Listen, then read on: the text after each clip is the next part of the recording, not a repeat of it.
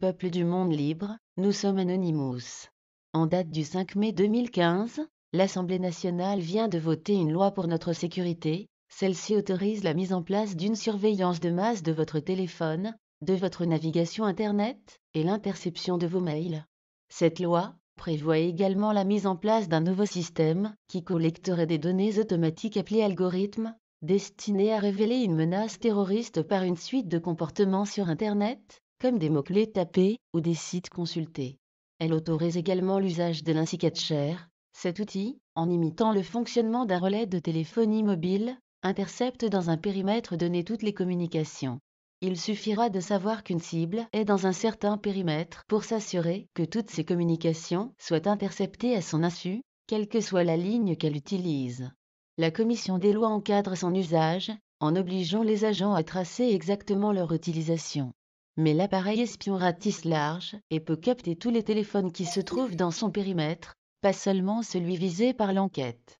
Par conséquent, vos communications les plus personnelles pourront être entendues par n'importe qui. Ainsi, sous couvert de lutter contre le terrorisme, nos gouvernants estiment que notre sécurité doit prendre le pas sur notre liberté.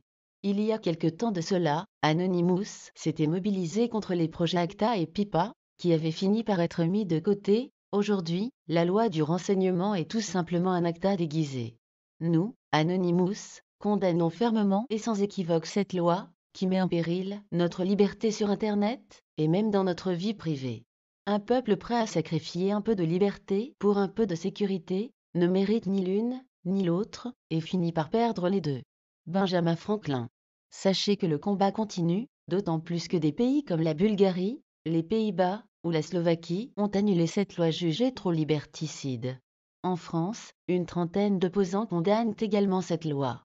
Les bâtonniers de Paris, le syndicat de la magistrature, l'ordre des avocats, le juge Marc Trévidic, la CNIL, la commission numérique de l'Assemblée nationale, l'ARCEP, le Conseil national du numérique, le contrôleur européen de la protection des données personnelles, Amnesty International, les fournisseurs d'accès, la Fédération internationale des ligues des droits de l'homme, l'Ordre des médecins et bien d'autres.